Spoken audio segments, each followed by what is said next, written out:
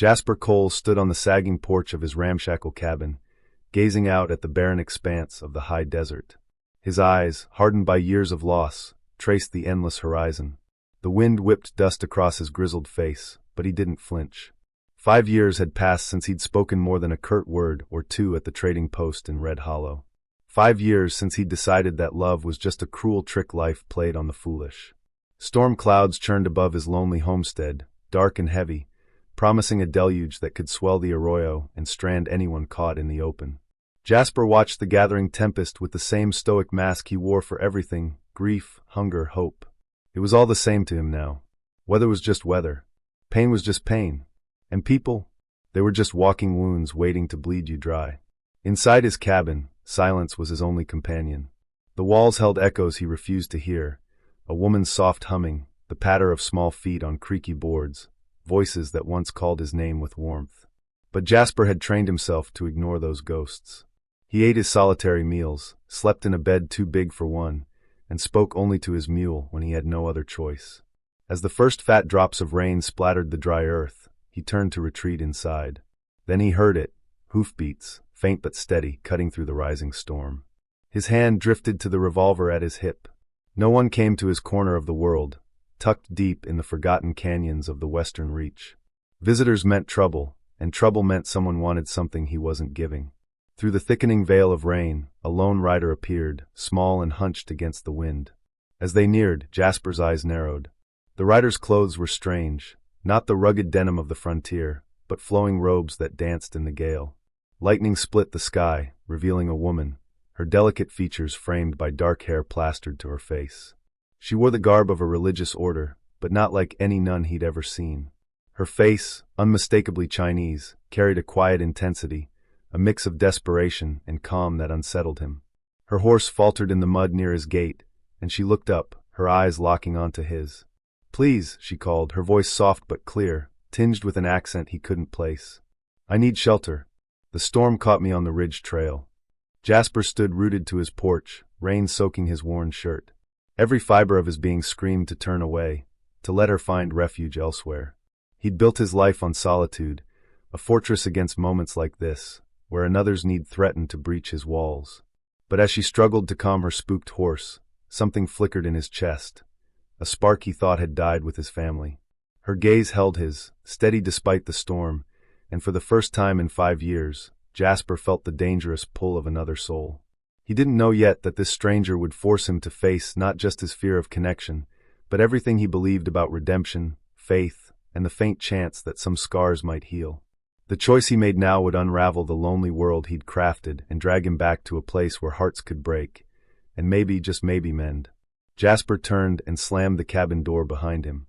Her voice, faint but persistent, followed him through the storm's howl. He leaned against the rough pine, eyes shut, willing himself to stay hard, to stay safe. She'd move on. They always did when they saw he wasn't the helping kind. Outside, her horse whinnied, its panic slicing through the wind. The sound clawed at a memory he'd buried, a different storm, a different cry for help he'd ignored. That choice had cost him everything. His hands shook as he poured whiskey from a bottle kept for nights when the past grew too loud. The burn didn't silence the voice in his head, one that sounded too much like his late wife Mara. "You gonna let someone else suffer just because you're too broken to care?" Thunder rattled the cabin, followed by a sound that froze his blood, a horse's terrified scream and a woman's sharp cry of pain. Jasper's eyes snapped open. Through the grimy window, he saw the horse rearing, its rider thrown into the mud. She lay still, rain pounding her crumpled form. Every instinct told him to stay put, to let fate do what it always did. But his boots were already moving, carrying him toward the door. Mara's voice echoed in his mind. "Jasper Cole, you're the most bull-headed man in the reach, but you never could stand to see an innocent hurt." He found her sprawled near the gate, rain mixing with blood from a gash on her temple where she'd hit a post. Up close, she was younger than he'd thought, maybe mid-20s, her features delicate, her soaked robes torn to reveal simple traveler's clothes beneath. For a moment, he hesitated. Touching her, helping her, letting her into his world. These were the things he'd sworn off. But as blood streaked her face, he made a choice that scared him more than any fight he'd ever faced. He lifted her into his arms. Sister May, though he didn't yet know her name, was light, fragile in a way that cut him deep, reminding him of all he'd lost. As he carried her toward the cabin, her eyes fluttered open. Instead of fear, they held a quiet gratitude, a certainty that shook him. "Thank you," she whispered, her voice soft despite her pain, her accent carrying the cadence of distant lands. "I knew you'd help." Her words hit like a blow. How could she know anything about him? How could she be so sure he'd break the vows that had kept him alive and alone? But there was no time for questions. Blood flowed from her wound, and the storm was worsening. Inside, Jasper moved with a gentleness he thought he'd lost. He laid her on his bed, the bed he'd slept in alone for 5 years, and tended her injuries with hands that remembered how to care. As he cleaned the cut, her eyes followed him, seeing through to the parts of himself he'd tried to bury. "You live here alone," she said, not a question. Jasper's jaw tightened. "That's how I want it." "No," she said softly, wincing as he pressed a cloth to her wound. "That's how you endure it." Her words pierced him, sharp and true. This stranger, this Chinese nun who'd stumbled into his world, had seen through his defenses in minutes. What shook him most was the compassion in her voice, as if she understood the pain that had driven him to this desolate life. And in that moment, Jasper Cole realized that the storm outside was nothing compared to the one she'd just brought into his cabin. As thunder roared above and rain battered the shutters of his cabin, Caleb realized the tempest outside paled in comparison to the turmoil this woman's presence was about to stir within his carefully fortified heart. In the deepening shadows, he sensed that neither of them would leave this night unscathed. The gash was worse than Caleb had first thought. By the flicker of lantern light, as he cleaned away blood and grime, he tried to ignore how her eyes tracked his every move. Most folks regarded him with wariness or distrust, he'd made sure of that. But this woman looked at him with something far more unsettling, empathy. "What's a nun doing wandering alone through a place like this?" he asked, focusing on the bandage to avoid her unwavering gaze. "I'm headed to the outpost past the canyon," she replied, her voice steadying as the bleeding slowed. "Brother Liang sent for aid for the children there. Many lost their families to the skirmishes in these parts." Caleb's hands froze. Orphaned children. The words struck like a hammer, dragging up memories he'd spent years burying. His son's giggles echoing in a house now silent, small hands that would never grow, a future snuffed out in one brutal night of fire and chaos. Sister May must have caught the shift in his face. "You know loss," she said softly, not asking but stating. "Everyone out here does." His voice came out rougher than he meant. "That's how these Badlands work. Takes everything you love and grinds it to nothing. Is that what happened to your family?" Her question lingered, sharp as a blade's edge. Caleb's jaw tightened until it ached. No one had dared mention his wife and son in years. The few who knew what happened to Hannah and Eli had learned fast to keep quiet if they valued their safety. "You don't know me," he said, but the words rang hollow even to him. "I know you chose solitude over healing," she replied, struggling to sit up despite his protests. "I know you live in a home meant for more than one, eating meals meant for sharing, sleeping in a bed too big for just you. I know you've convinced yourself caring leads only to pain." Each word cut deeper, slicing through the walls he'd built. How could this stranger see his life so clearly? How could she describe his empty routines with such precision? "And I know," she went on, her dark eyes locked on his, "that the man who braved a storm to carry an injured woman to safety isn't the same man who wants the world to think he's beyond saving." Caleb stood abruptly, stepping back from the bed as if her words were pushing him away. "You're wrong. I helped you because letting someone die out there would make me worse than the coyotes. Don't make it more than it is." But Sister May smiled, a gentle, knowing expression that sent a jolt of fear through him. "Coyotes would have left me in the mud," she said quietly. "You didn't. Because despite what you tell yourself, you're still the man who lives to protect others." Lightning cracked outside, bathing the cabin in harsh light. For a fleeting moment, Caleb saw himself in her eyes, not the broken shell he'd become, but the man he once was, the one he thought had died with his family. That glimpse scared him more than any danger he'd faced, because it meant the part of him that could love and lose might still be alive. He turned away, busying himself with the fire, but his hands trembled as he added logs. The warmth couldn't touch the chill in his chest. This woman was dismantling years of carefully constructed defenses with nothing but words and those piercing eyes. "Why are you really here?" he asked without facing her. "And don't say it's just the storm. People like you don't end up in places like this by chance." Sister May was silent so long he finally glanced back. She was staring at her hands, uncertainty flickering across her face for the first time. Brother Liang wrote to my order months ago, she said at last. He spoke of a man living alone beyond the outpost, a man who'd lost his family and turned from the world. He thought this man might need help finding his way back. Caleb's blood ran cold. He sent you to me? Not exactly. I was to pass through on my way to the outpost. But when the storm hit, she met his gaze, and the honesty there cut deeper than any knife. Maybe it wasn't chance. Anger surged, familiar and fierce.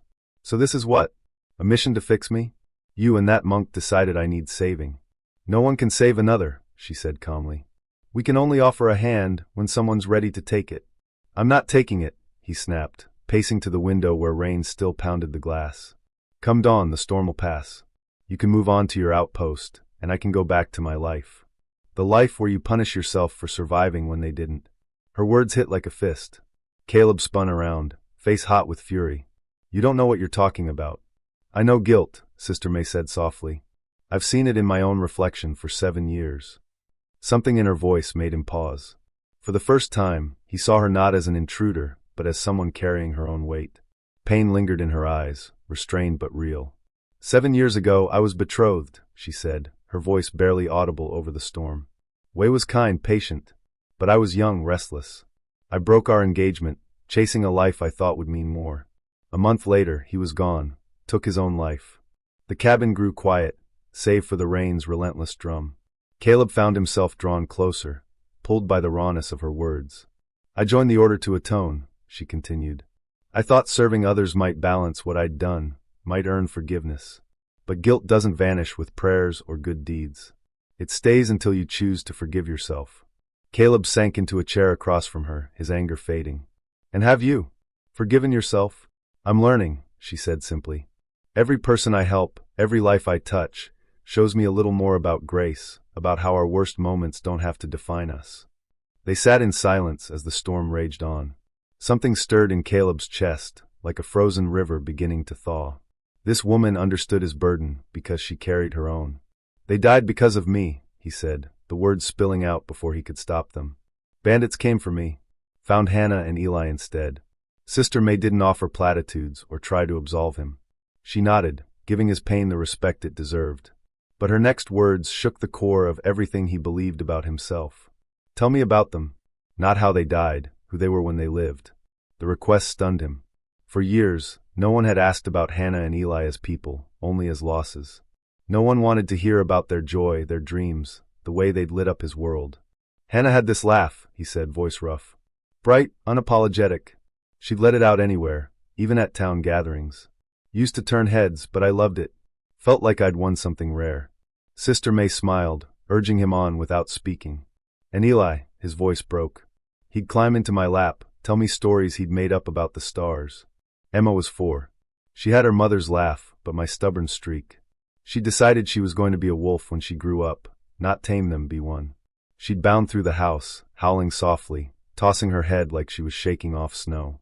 For the first time in years, Caleb smiled at the memory instead of turning away from it.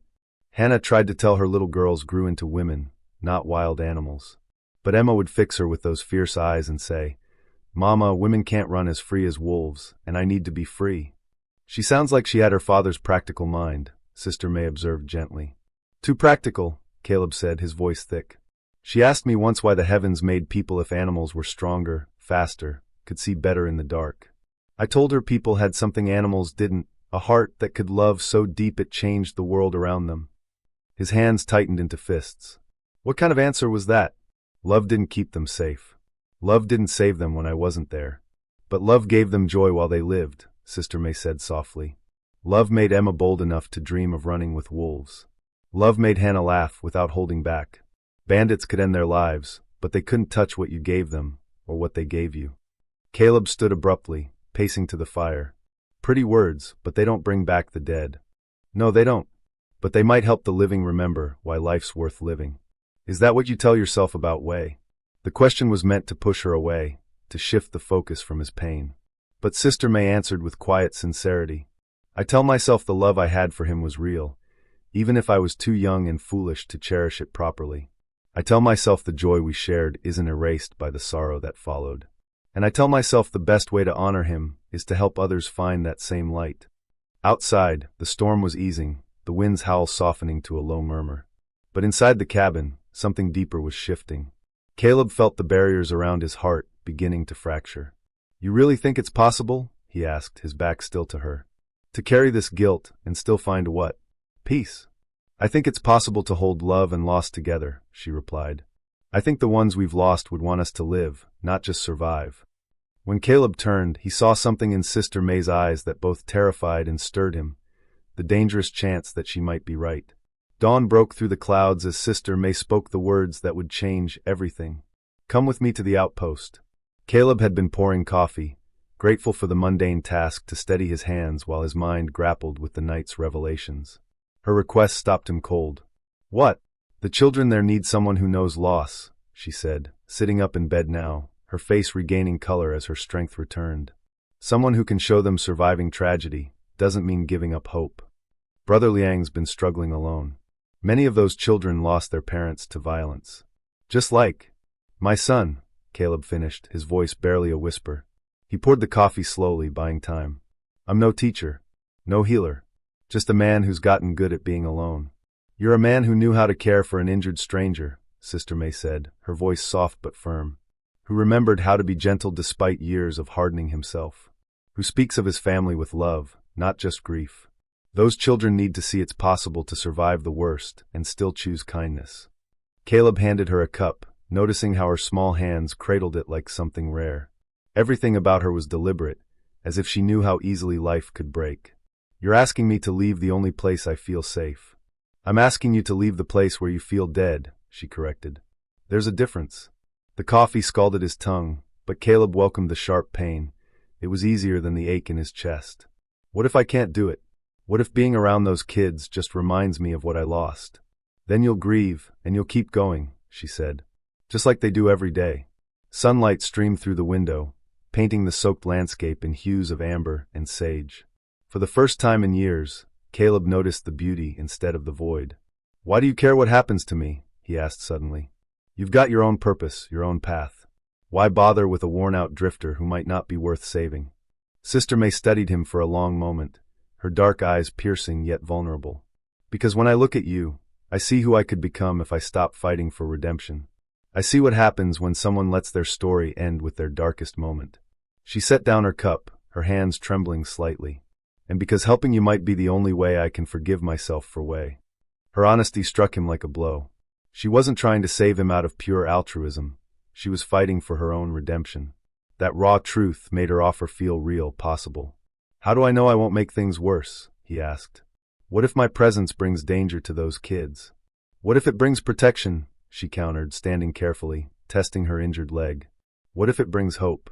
What if the man who's spent years punishing himself for not being there for his family could spend the rest of his life ensuring other children have someone they can rely on?" Caleb stared out at the clearing sky, feeling something fundamental shift inside him. Leaving this cabin, opening himself to caring again, was terrifying. But staying here, living this half-life of isolation and guilt, suddenly felt like the greater failure. "If I come," he said slowly, "I come as I am, broken parts and all.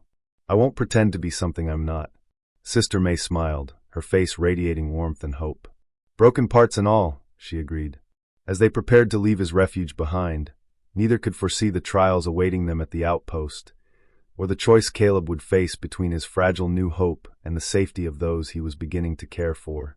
The outpost emerged through the morning mist, a cluster of low stone buildings around a simple shrine, with gardens that spoke of care and quiet resilience.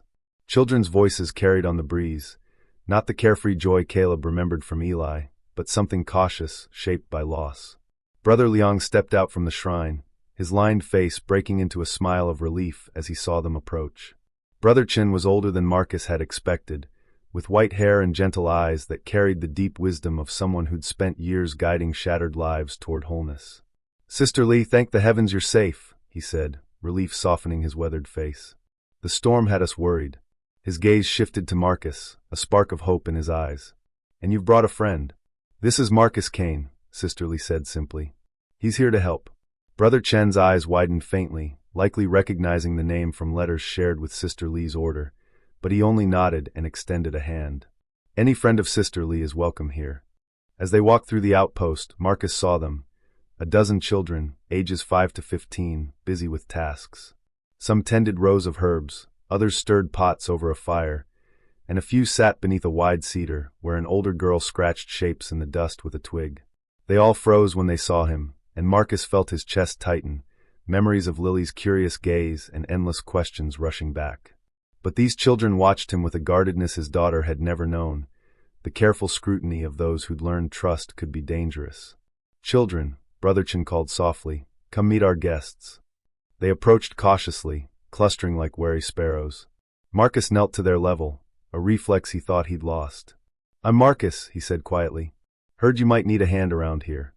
A boy, maybe 7, stepped forward, braver than the others. "Can you fix things? The stable roof leaks when it rains." "I can fix things," Marcus said, surprised at how easily the words came. "What else needs fixing?" Their questions started hesitantly, but grew bolder. Could he teach them to mend a wagon? Did he know how to keep the sheep from wandering? Had he ever seen real outlaws? As the morning wore on, Marcus was drawn into the outpost's rhythm. He patched the stable roof while children handed him tools and asked about his horse, his travels, whether he'd seen the desert bloom after rain. Their curiosity was cautious but real, and talking to them felt less like reopening wounds and more like rediscovering who he used to be. Sisterly worked beside him, her ease with the children remarkable. She was patient with their questions, gentle with their fears, firm when they needed guidance. When a small girl with twin braids tripped and scraped her knee, crying softly, Sisterly cleaned and bandaged it with the same care she'd shown Marcus the night before. "She reminds me of Lily," Marcus said quietly as they watched the girl scamper back to her friends, tears forgotten. "Always running, always asking why." "Tell me," Sisterly said, and this time the words didn't hurt. As the sun peaked and the children gathered for their midday meal, Marcus felt a shift within him. The constant ache in his chest hadn't vanished, but it had changed, less a raw wound, more a scar that told of something precious, lost but not forgotten. "You were right," he told Sister Lee as they sat watching the children eat. "They need to see it's possible to survive the worst and still choose kindness." "And you need to see it too," she replied. Brotherchin joined them, settling onto the bench with a weary but content sigh. "I've prayed for help for these children for months," he said. "But I think the heavens sent exactly what we needed, someone who knows their pain and can show them a path forward." Marcus looked at the children, at Sister Lee's calm face, at the quiet strength of the outpost. For the first time in years, he could imagine a future beyond survival. Days filled with purpose, with the tentative laughter of children learning to trust, with the steady satisfaction of building something lasting. "I'll stay," he said, the words feeling like both a surrender and a triumph. "As long as you'll have me." Sister Lee's smile was radiant. "Welcome home, Marcus Kane." For the first time since he'd lost everything, Marcus understood that love wasn't just something that could be taken. It could be rebuilt, one careful connection, one child's trust, one day of choosing hope over fear at a time. The broken wanderer who'd forgotten how to live had begun to remember. And the compassionate nun who'd appeared in the storm had shown him that some loves were strong enough to endure even the deepest grief. Thank you for watching the video. Please like and subscribe if you love this video, and share your loved on.